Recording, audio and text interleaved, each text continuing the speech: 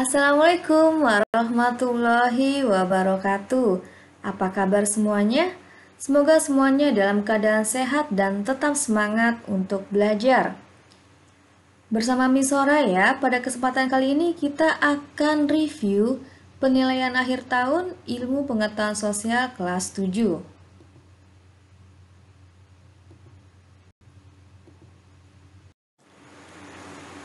Untuk penilaian akhir tahun ini terdiri dari dua bab, yaitu bab 3 dan bab 4. Bab 3 tentang aktivitas manusia dalam memenuhi kebutuhan, bab 4 tentang masyarakat Indonesia pada masa praaksara, Hindu-Buddha, dan Islam. Kita akan simak dulu untuk bab 3, yaitu aktivitas manusia dalam memenuhi kebutuhan. Kelangkaan sebagai permasalahan ekonomi. Kelangkaan dalam ekonomi berarti kebutuhan manusia yang semakin banyak, sedangkan alat pemenuhan kebutuhan seperti barang dan jasa serta sumber daya alam terbatas. Kelangkaan merupakan masalah ekonomi manusia karena keterbatasan alat pemenuh kebutuhan membuat manusia tidak dapat mencukupi kebutuhannya.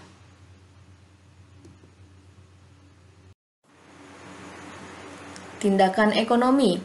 Tindakan ekonomi adalah tindakan yang dilakukan manusia dalam upaya memenuhi kebutuhan hidup guna mencapai kemakmuran.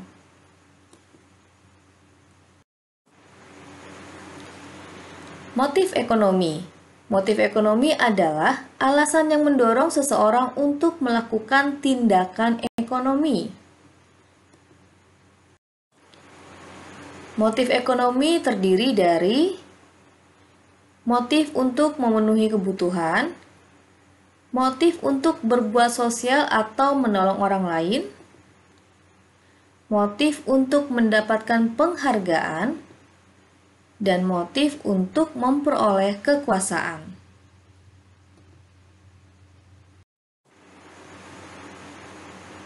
Prinsip ekonomi.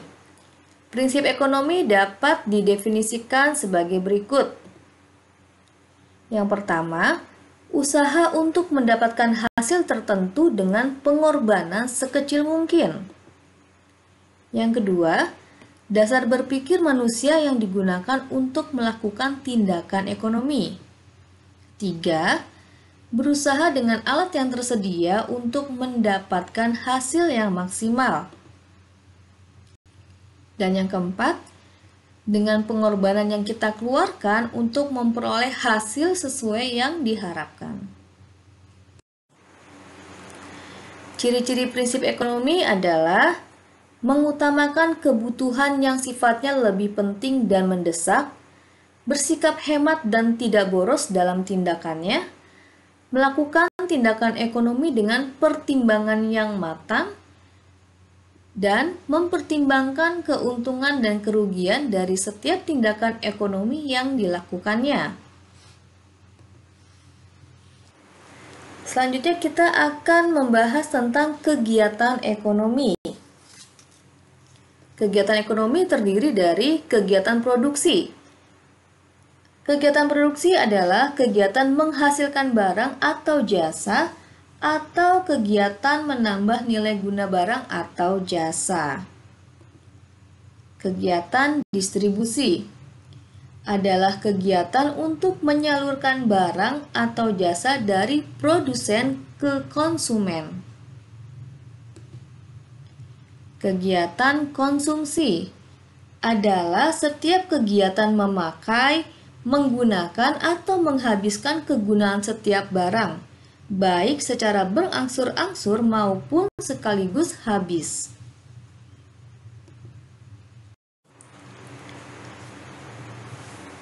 Permintaan. Pada slide berikut ini ditampilkan tentang kurva permintaan. Ada contoh kurva permintaan. Kurva permintaan berslop atau mempunyai kemiringan negatif. Kurva permintaan digambarkan dari kiri ke atas ke kanan bawah. Selanjutnya, kurva penawaran. Ditampilkan contoh kurva penawaran. Kurva penawaran berslop atau mempunyai kemiringan positif. Kurva penawaran digambarkan dari kiri bawah ke kanan atas.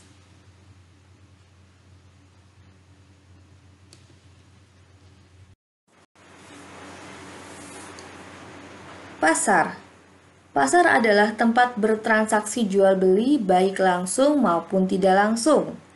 Syarat sebuah pasar adalah ada yang diperjualbelikan, ada pembeli dan penjual, serta adanya kesepakatan antara penjual dan pembeli.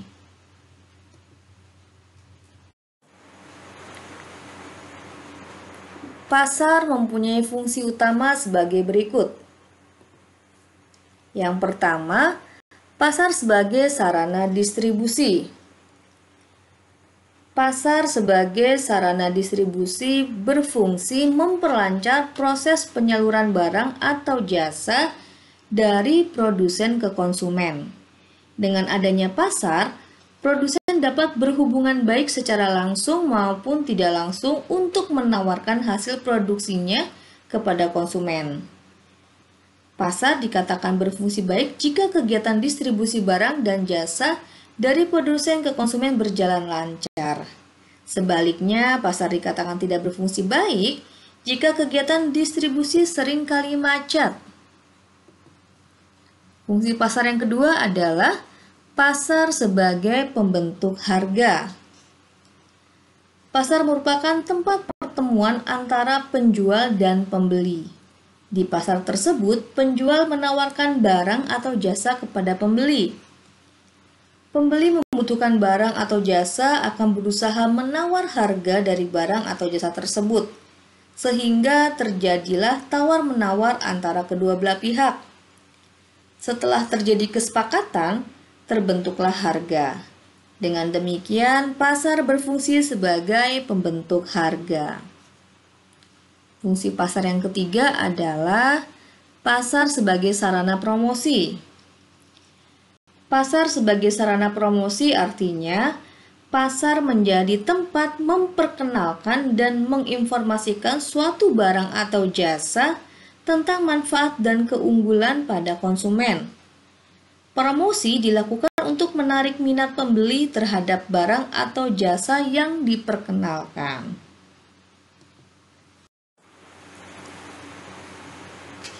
Kita beralih kepada peran iptek dalam kegiatan ekonomi.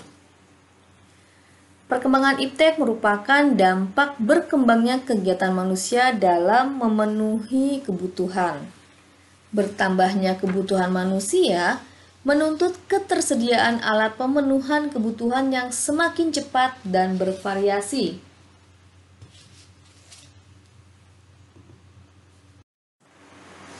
Dampak positif perkembangan iptek antara lain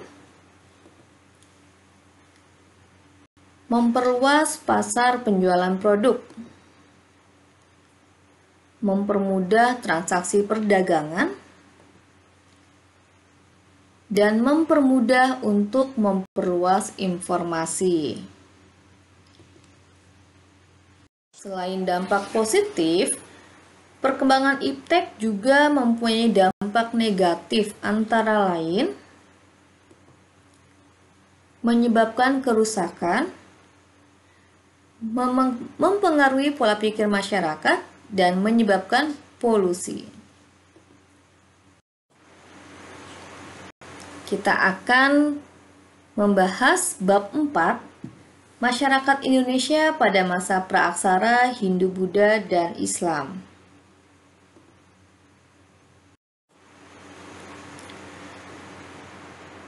Kehidupan manusia pada masa praaksara.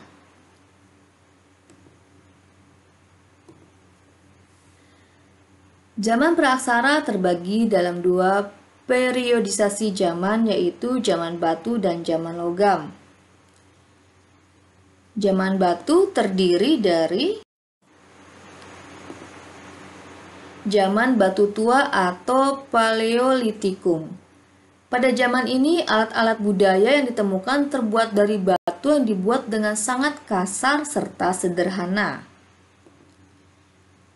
Yang kedua, zaman Batu Tengah atau Mesolitikum. Zaman ini berlangsung pada masa Holosen. Salah satu ciri khas kebudayaan Batu Tengah adalah adanya sampah-sampah dapur dari kulit kerang. Yang ketiga, zaman Batu Muda atau Neolitikum. Tidak seperti dua zaman sebelumnya, di zaman Batu Muda ini manusia telah mulai memiliki keterampilan. Ini bisa dilihat dari benda-benda perkakas yang sudah mulai diasah dan tampak halus. Kepandaian gerabah ini sudah semakin maju dan dibuat dengan teknik yang halus. Yang keempat, zaman batu besar atau megalitikum. Di masa ini, manusia sudah mulai menghasilkan bangunan-bangunan monumental yang terbuat dari batu-batu besar. Tujuan pembangunan bangunan besar adalah sebagai sarana pemujaan terhadap roh nenek moyang. Adapun hasil-hasil kebudayaan megalitikum meliputi menhir, punden berundak, dolmen, peti batu, sarkofagus, waruga, dan arca-arca megalitik. Zaman logam. Zaman logam perundagian berlangsung pada zaman logam kira-kira sejak 500 sebelum Masehi. Disebut zaman logam karena mayoritas peralatan dari zaman ini terbuat dari perunggu dan besi.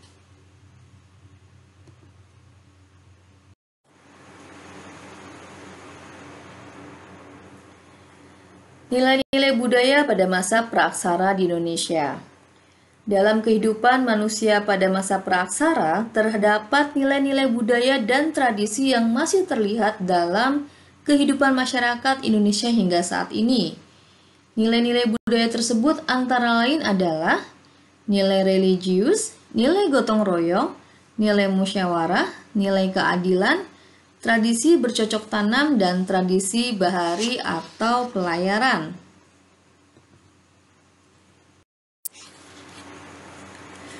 Manusia purba di Indonesia.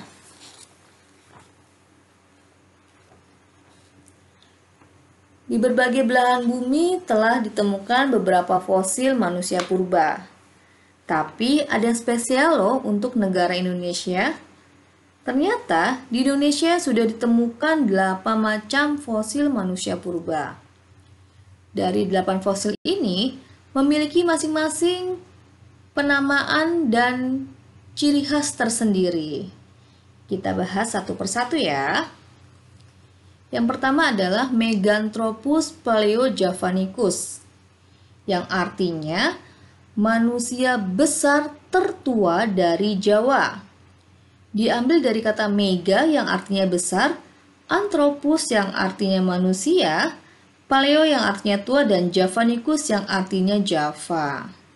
Dinamakan Javanicus bukan berarti mereka dulu ngomongnya pakai bahasa Jawa ya, tapi karena ditemukannya di Sangiran, Jawa Tengah oleh von Koenigswarth pada tahun 1936 sampai 1941. Yang kedua adalah Pithecanthropus mojokertensis, yang artinya manusia kera dari Mojokerto. Diambil dari kata Pithekos yang artinya kera dan Anthropus yang artinya manusia. Karena ditemukannya di Mojokerto, Jawa Timur, jadi dinamakannya mojokertensis. Dan fosil manusia purba ini juga ditemukan oleh von Koenigswarth. Menurut para ahli, fosil Pithecanthropus mojokertensis ini diyakini yang paling tua usianya. Selanjutnya adalah Pithecanthropus erectus, yang artinya manusia kera berbadan tegak. Diambil dari kata erectus yang artinya tegak. Ditemukan oleh Du Bois pada tahun 1891 di Lembah Bengawan Solo, Jawa Tengah. Yang keempat adalah Pithecanthropus soloensis. Ditemukan oleh von Koenigswarth bersama teman-temannya di Desa Ngandung, Jawa Tengah Pithecanthropus soloensis adalah manusia kera berbadan tegak dari Solo. Yang kelima, Homo wajakensis. Sebutannya bukan manusia kera lagi. Homo wajakensis artinya manusia dari Wajak, karena fosilnya ditemukan di desa Wajak, Jawa Timur pada tahun 1889. Merupakan fosil pertama yang ditemukan di daerah Asia loh. Keenam, Homo floresiensis, yang artinya manusia dari Flores, karena fosilnya ditemukan di Pulau Flores, Nusa Tenggara pada tahun 2002. Yang ketujuh, Homo soloensis, artinya manusia dari Solo, ditemukan di Sangiran, Jawa Tengah. Walaupun sama-sama soloensis seperti fosil Pithecanthropus sebelumnya, jangan sampai tertukar ya, karena keduanya ditemukan di tempat yang berbeda dan memiliki ciri yang berbeda juga. Dan yang kedelapan adalah Homo sapiens. Homo sapiens artinya manusia cerdas atau bijaksana. Diambil dari kata sapiens yang artinya bijaksana. Fosil Homo sapiens ini ditemukan juga oleh von Koenigswarth pada tahun 1931 sampai 1934. Jadi, Homo soloensis, wajakensis, dan floresiensis termasuk sebagai Homo sapiens juga. Hanya saja masing-masing memiliki ciri khasnya sendiri. Kehidupan masyarakat pada masa Hindu-Buddha.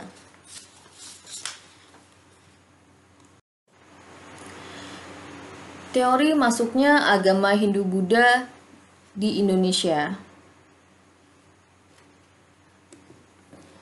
Yang pertama adalah teori Brahmana.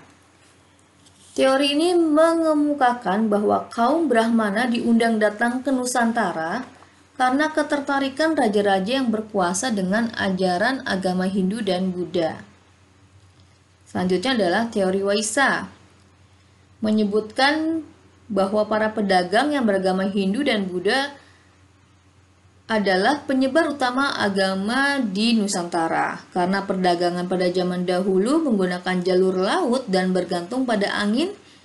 Ketika para pedagang ini menetap di Nusantara, mereka memperkenalkan agama dan kepercayaannya kepada masyarakat. Yang ketiga adalah teori ksatria. Pada zaman masuknya Hindu-Buddha ke Nusantara, di daratan India dan Cina sedang berlangsung perang saudara. Raja-raja yang kalah peperangan melarikan diri ke Nusantara untuk berlindung. Keempat, teori Sudra.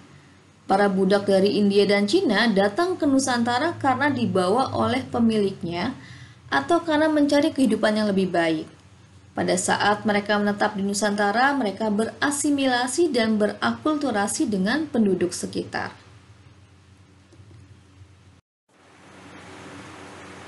Teori selanjutnya adalah teori arus balik. Teori ini berasumsi bahwa perkembangan ajaran Hindu dan Buddha yang pesat di India kabarnya sampai terdengar ke Nusantara, dan kemudian menarik minat para kaum terpelajar di Nusantara untuk berguru ke India. Setelah mereka berguru dan pulang ke Nusantara, mereka mulai menyebarkan agama baru yang mereka pelajari di sana sebagai pemuka agama dan pendeta. Kerajaan Hindu-Buddha di Indonesia. Masuknya ajaran Hindu-Buddha di Nusantara mengalami perkembangan pesat di masyarakat. Penyebaran dan perkembangan ajaran Hindu-Buddha juga tidak lepas dari berdirinya kerajaan-kerajaan yang bercorak Hindu-Buddha di berbagai wilayah Nusantara. Adanya kerajaan-kerajaan tersebut berpengaruh pada kehidupan masyarakat di berbagai bidang.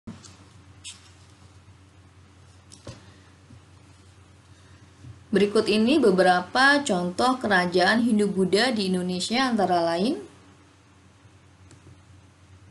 Kerajaan Kutai. Kerajaan Kutai merupakan salah satu kerajaan tertua di Indonesia yang berdiri sejak abad ke-5 Masehi. Kerajaan Kute terletak di Kalimantan Timur di hulu Sungai Mahakam. Kerajaan Sriwijaya. Kerajaan Sriwijaya menjadi salah satu kemaharajaan bahari yang terbesar dan pernah ada di Pulau Sumatera. Selain itu, kerajaan ini juga memiliki pengaruh yang sangat besar terhadap Nusantara karena memiliki daerah kekuasaan yang sangat luas. Kerajaan Majapahit.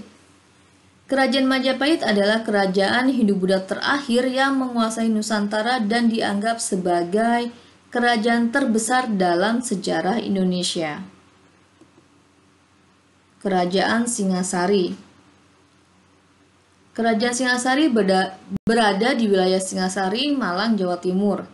Kerajaan ini didirikan oleh Ken Arok pada tahun 1222.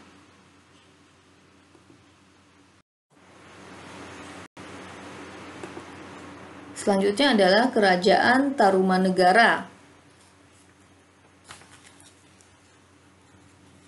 Kerajaan Tarumanegara berada di daerah bagian barat Pulau Jawa dan merupakan salah satu kerajaan tertua di Indonesia.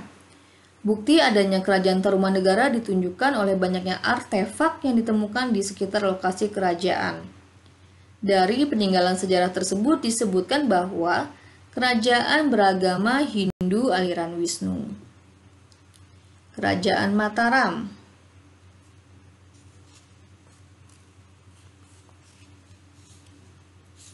Kerajaan Mataram berada di bumi Mataram, Jawa Tengah.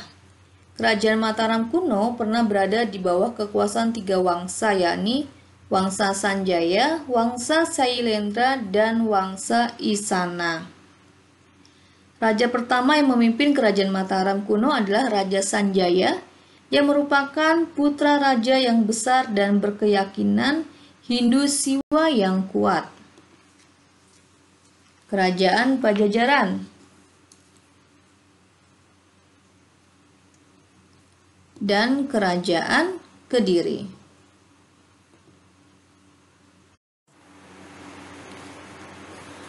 Peninggalan Hindu-Buddha di Indonesia antara lain adalah prasasti, candi, arca, dan kitab.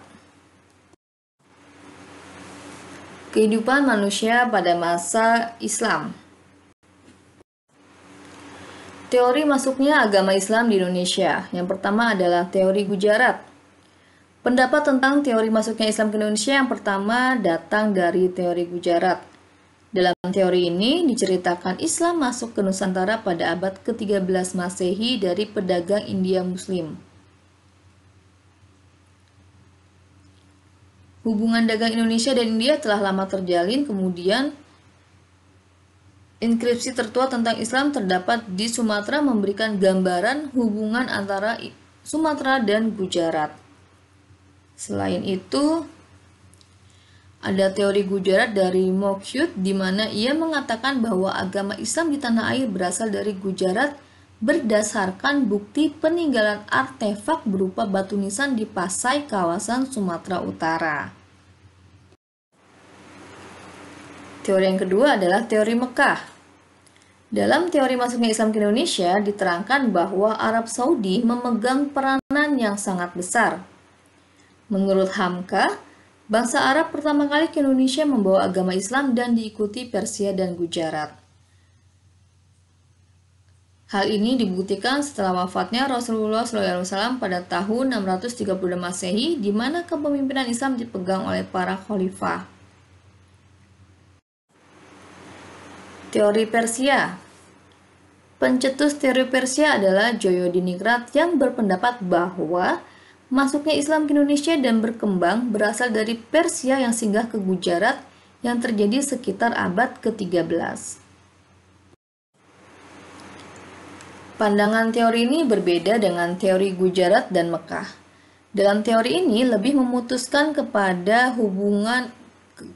kebudayaan yang hidup di kalangan masyarakat Indonesia dan disinyalir memiliki persamaan dengan Persia. Di antaranya adalah peringatan Asyura atau 10 Muharram sebagai peringatan atas syahidnya Husain. tradisi tabot di Sumatera Barat dan Bengkulu, nisan pada makam Malik Saleh dan makam Malik Ibrahim, pengakuan umat Islam di Indonesia terhadap mazhab Syafi'i sebagai mazhab utama di wilayah Malabar.